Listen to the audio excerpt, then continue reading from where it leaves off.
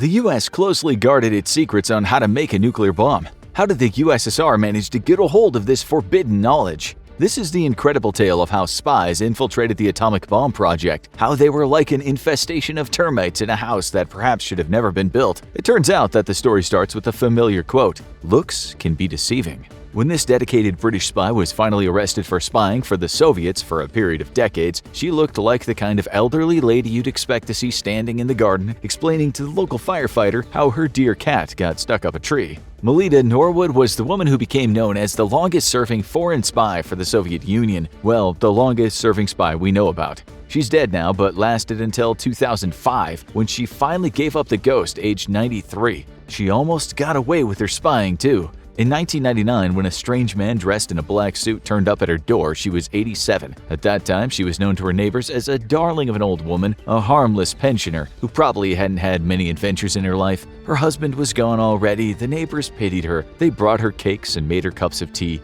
They helped trim her lawn when the grass started getting wild. Little did they know about her past. They had no idea that back in the day she would regularly buy dozens of copies of the communist newspaper, The Morning Star, and then shove them through the letterboxes of her buddies. Even when she was young, she was never one to make waves. But if the people that knew her had looked more into her past, they'd have known that her father was a friend of the Russian Bolsheviks. He was even acquainted with the great writer of War and Peace and Anna Karenina, Leo Tolstoy. Her father published a newspaper called the Southern Worker and Labor and Socialist Journal, which often included the writing of the Russian revolutionary and founding head of the government of Soviet Russia, Vladimir Lenin. So, young Melita grew up in a household where the wonders of communism were talked about often. In the 1930s, Melita was a nobody, although she believed she was destined to change the world. She watched people begging in London during the Depression. She saw how half the country lived in slums, yet the wealthy with their snooty accents lived in houses with 8 spare bedrooms. Capitalism was out of control. It wasn't fair. This young woman intended to be part of the solution to fix that. By this time, she had caught the eye of the NKVD, the precursor to the KGB. They knew she worked as a secretary for the British Non-Ferrous Metals Research Association. This association spent much of its time doing metallurgy research, which is vital in building armaments. She was useful, and soon she was a fully fledged spy for the Soviets under the codename Ola. Sure, she had saw what Stalin had done, she had heard about his gulags and the mass murder, but she once said he didn't have to agree with everything that was being done in Russia, and it just so happened that she became the secretary to the man who was heavily involved with a secret project to build an atomic bomb. Now, she wasn't just useful, she was indispensable. The British called the project the Tube Alloys Program. Not even the Americans knew about it. At the time, the US hadn't even begun its Manhattan Project. The only people who knew about the tube alloys were those who worked on it scientifically and some politicians and intelligence agents who moved about in the rarefied areas of the higher government. This is why the Soviets were more than made up when Melita reported that her boss was researching a bomb that could potentially destroy entire cities. He kept his files locked in a cabinet in his office, and whenever he wasn't there, Melita sneaked in and photographed documents. It wasn't until 1965 that the British believed this woman might be a spy. They didn't do anything, though, not at first. They weren't sure what she was up to at first. In 1972, she gave up the spying business, but not after being celebrated back in Russia. It's never been clear how much valuable information she gave them, but we guess it was enough. In 1986, her husband died and she became that quiet widow we mentioned earlier. Only when a KGB archivist defected in 1992, Melita was exposed for good. It took another 7 years for the law to catch up to her dealings during the Cold War. Her daughter and her neighbors could not believe this friendly aging woman had been working as a spy for so long. She was never charged with a crime. She did not apologize either. She said, "I did what I did not to make money but to help prevent the defeat of a new system which had at great cost given ordinary people food and fares which they could afford, a good education and a health service." She wasn't called out for being a traitor. The public didn't issue much censure at all. According to news reports, reporters would turn up at her house and she'd invite them in for a cup of tea as she was drinking her tea from a Che Guevara mug. One time before closing the door on them, she said, "I never considered myself a spy, but it's for others to judge." For an espionage story, you gotta admit this one was cute. The next one isn't. It's as dark as hell. This story starts with a man named David Greenglass. Like the woman we just featured, Greenglass grew up in a time when half the world was suffering from depression-related poverty. Capitalism had gone wrong. It seemed that the game was rigged. The winners were picked at the start, and you were supposed to believe the losers had a chance. The American dream, thought Greenglass, was a living nightmare for many, and so had to be stopped. He grew up with Russian immigrant parents in Manhattan, New York. When he became a teenager, he joined the Young Communist League and later served in the U.S. Army during World War II. Whenever he got the chance, he'd clamor to his fellow soldiers about how Marxism was going to make things right, how the future wasn't capitalism but communism. The Russians, he said, had it right. Viva la revolution! No one really took him seriously. In 1944, he started working as a machinist in California, and later he went on to do a similar job at a Mississippi ordnance plant. According to the New York Times, he was then chosen to replace a soldier who'd gone AWOL, and that's how he ended up working as part of the Manhattan Project at Los Alamos in New Mexico, where the atomic bomb was being developed. Greenglass's job was to make precision molds for high-explosive lenses. These would be used in the nuclear core to detonate the bomb. Yup, this was high-clearance stuff. The story, though, was a family affair. That's because the husband of Greenglass's sister was a spy himself. His name was Julius Rosenberg, and his sister was named Ethel. It was these two that got Greenglass into the spying game. Not long after Julius had been recruited as a spy for the Soviet Union, the Russian spy he was working for told him that his brother-in-law, Greenglass, could be very useful too. The spy was Alexander Feklisov. At the time, he worked for the Soviet consulate in New York City. Feklisov reported to Moscow about Greenglass and his wife, Ruth, saying they're young, intelligent, capable, and politically developed people, strongly believing in the cause of communism and wishing to do their best to help our country as much as possible. They're undoubtedly devoted to us. So this is how Greenglass and Ruth started spying for the Soviets. Greenglass sneaked around the offices at Los Alamos when no one was watching. He'd then read or copy as many classified documents as was possible. Security was lax there, but it's not as if he could just walk out with a bunch of papers. This is why he memorized things. In 1945, he sent the Russians a sketch of the atomic bomb. He handed the Soviets 12 papers filled with highly classified information about the bomb. Notably, the person that typed his memories onto his paper was his sister Ethel. Don't forget that. Sister Ethel. In September of that year, 2 atomic bombs decimated the Japanese cities of Hiroshima and Nagasaki. The war was now officially over. Greenglass was discharged from the Army on February 29, 1946, after which he returned to New York to start a machining business with Julius and his biological brother. A few years later, his wife barely survived a house fire, but it was then that he had some other concerns on his mind. The U.S. had a new archenemy, the Soviet Union.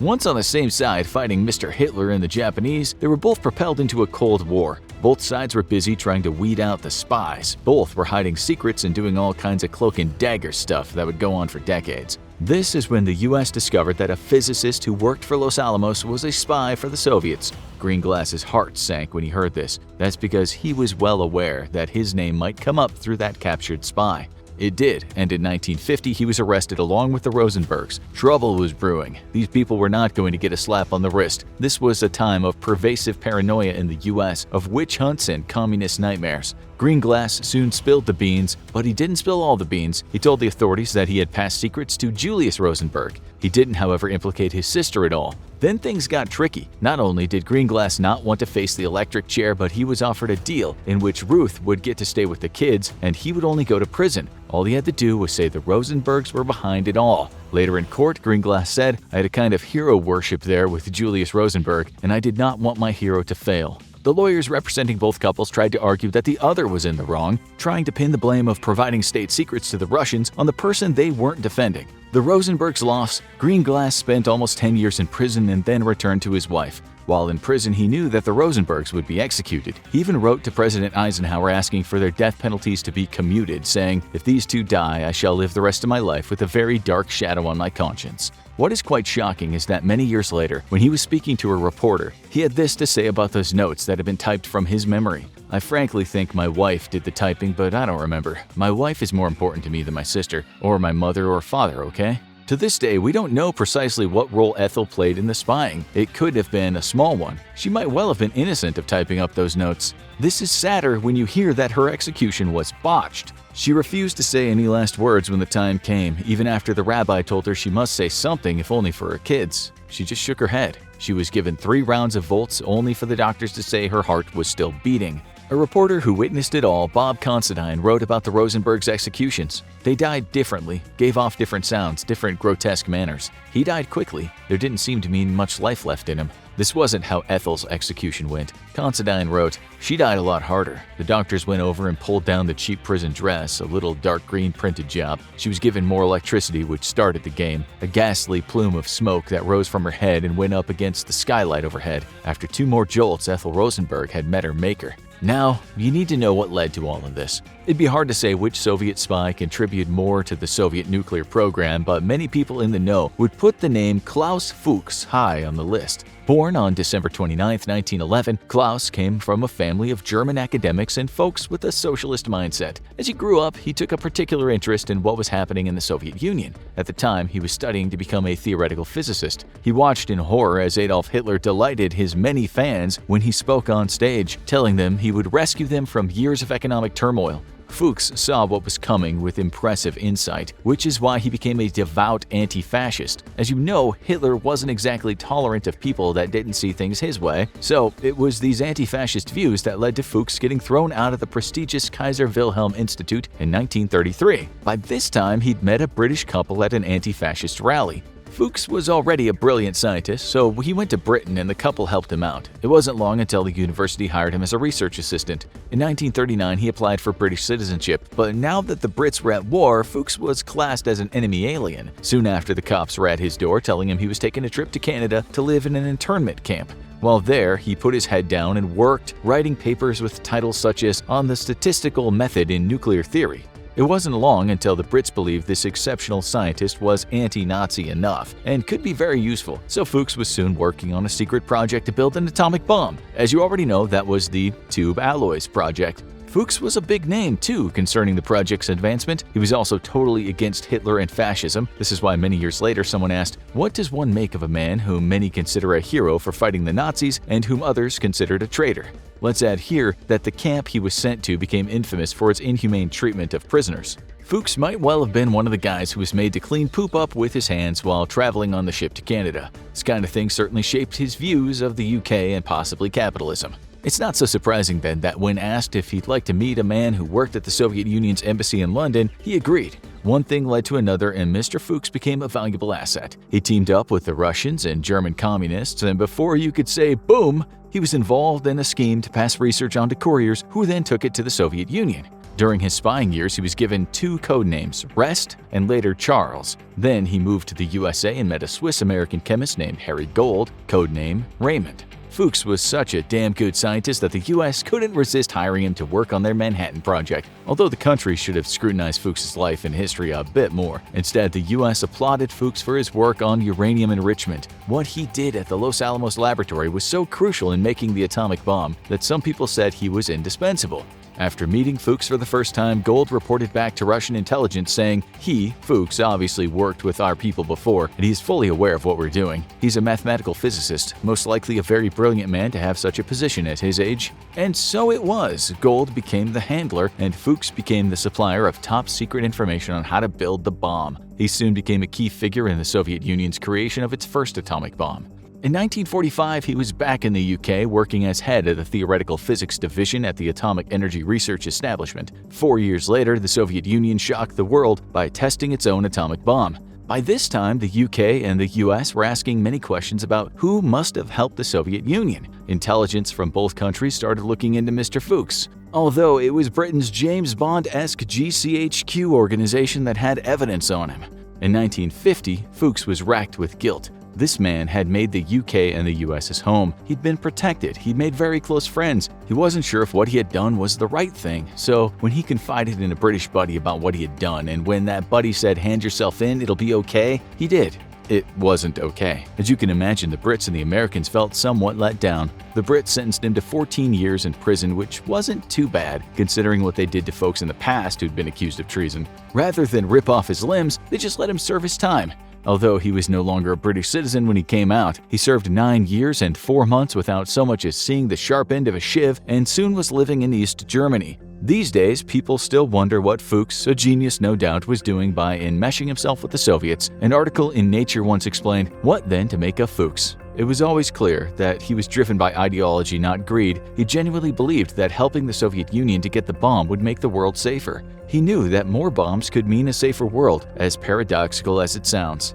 As for how this ties in with the other stories, it was because Gold's name popped up with Fuchs's name. They interrogated Gold and he gave them names including David Greenglass. We guess in the spying world snitches don't get stitches. Both Gold and Fuchs grew old as free men. Now for a spy who pretty much got away with it. The spy in question was Clarence Francis Hiskey. This guy wasn't as brilliant as Fuchs, but he was still useful to the Soviets. He was working at Columbia University and the University of Chicago's Metallurgical Laboratory when the Manhattan Project was in full swing. During this time, he was recruited by a Nobel Prize-winning scientist who had him working on the gaseous diffusion method of uranium separation. In modern times, if you were working on something so top secret, you'd likely have a thorough background check. It seems that didn't happen where Hiskey was concerned. Pity, because in his CV under the activities and interests section, he might have put communism. He didn't really have the CV like that, but his past showed a strong affiliation with communism. It became obvious that something was amiss when in 1944, Hiskey was seen meeting with a man named Arthur Alexandrovich Adams.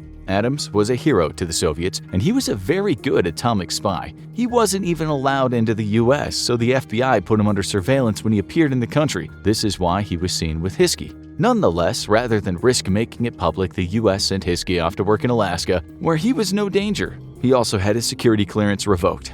As was later explained, they didn't want him arrested because if they had to charge him, it would expose the fact that he was working on a top-secret project. He eventually returned to the mainland to work as a scientist, but was closely watched by intelligence until the fall of the Soviet Union. Catching this next spy was a bit more tricky. His name was Theodore Hall. This outstandingly clever boy grew up among anti-Semitism in the US, and his family suffered during the Great Depression. He never forgot that. At age 18, he graduated from Harvard, and at 19, he became the youngest scientist to work on the Manhattan Project. But all the time, something bugged him. Like Fuchs, he didn't think one country's monopoly on these bombs was a good idea. He was only too aware of the corruptions of capitalism and its endless wars, and he didn't believe the world was populated by goodies and baddies, as the US media would often portray. He was also acutely aware that within the US there was a lot of support of fascism. So Hall passed on secrets to the Russians. Before that, he was met by one of those Soviet insiders working in the US, of which there were many. The insider sent his report on Hall back to Soviet intelligence. Part of it went like this: rather tall, slender, brown-haired, pale, and a bit pimply-faced. He answers questions quickly and very fluently, especially to scientific questions. Perhaps because of premature mental development, he is witty and somewhat sarcastic, but without a shadow of undue familiarity and cynicism. His main trait, a highly sensitive brain and quick responsiveness. What is kind of amusing is that Hall ended up spying at the same time as Fuchs and some others at Los Alamos, but none of them knew there were other spies. There they were, memorizing files and sketching pictures and slinking off to some dark alley to meet a handler, and they didn't even have a clue that that handler had only recently met with one of their colleagues. As you know, Fuchs was a very important spy, but he only consolidated a lot of things that the Soviets had first learned from Hall. Hall was investigated in the 1950s, but nothing came of it. He went on to have an illustrious career in science both in the US and the UK, but it was only in the 90s that declassified evidence pointed to his spying career. In a statement in 1997, he said, "To help prevent that monopoly, I contemplated a brief encounter with a Soviet agent just to inform them of the existence of the A-bomb project. I anticipated a very limited contact. It seems he wanted to tell the whole truth just a year later when he looked like he was about to clock out due to Parkinson's disease and cancer. It's then he said, I decided to give atomic secrets to the Russians because it seemed to me that it was important that there should be no monopoly, which could turn one nation into a menace and turn it loose on the world. There seemed to be only one answer to what one should do. The right thing to do was to act to break the American monopoly." U.S. intelligence put Hall's name on their blacklist decades ago because they managed to crack some secret codes in their Venona project. These fantastic, mostly female codebreakers decrypted thousands of messages. Another name on the list of suspects was Oscar Saborer, codename Godsend. The New York Times wrote that he was the fourth spy to be found out under the Venona project, along with Hall, Greenglass, and Fuchs. Still, these files stayed classified for decades, and shortly after his spying, Sabor scooted off to the Soviet Union. There he made a friend who could empathize with him about the stresses of stealing secrets. You wouldn't usually associate one of the world's most prestigious universities with high crime. Still, back in the 1930s, the Soviet Union recruited some of their most valuable spies from Cambridge University in England. One of them was Donald MacLean. This is the guy that befriended Sabor when they were in Russia. McLean and the other spying academics believed that the future of mankind was better off in the hands of the communist governments. They distrusted capitalism and they were very concerned about the rise of fascism. The group consisted of McLean, Guy Burgess, Anthony Blunt, John Cairncross, and Harold Kim Philby. Blunt was the first to help the Soviets and he recruited the rest. So when they graduated from university and went to pretty serious occupations, they provided the Soviets with the knowledge they gleaned. Philby became a journalist and later worked for MI6, Blunt worked for MI5, and McLean and Burgess became diplomats. The difference between MI5 and MI6 is that the former deals with domestic intelligence and the latter with external threats. You can only imagine how useful these men were to the Soviets. That's why they were sometimes called the Magnificent Five. They handled thousands and thousands of files, including information about the atomic bomb. The communists regarded Philby so crucial that in 1990 he appeared on a postage stamp. For a long time, there were only 4 men in this group. In 1990, the 5th one was identified. He was Cairncross. For years, he passed on information to the Soviets, including his work on the tube alloys project. In a book written about these guys is this passage: "The most important agent talent spotted by Blunt was the 5th man, the Trinity undergraduate John Cairncross. Together with Philby, Burgess, Blunt, and McLean, he's remembered by the Center, Moscow KGB headquarters, as one of the Magnificent Five, the ablest group of foreign agents in KGB history." This was one of the biggest and most fascinating espionage stories of all time, which is why you've likely seen movies or TV based on the Cambridge Five. We won't go into all their spying activities since we'd have to extend the show by about 50 hours, but we'll just end by saying they were priceless in terms of assets. That's why defecting to the Soviet Union meant they would receive the red carpet treatment. Now you need to watch 50 insane declassified FBI secrets you didn't know, or have a look at Inside the CIA's Terrifying Sleep Room.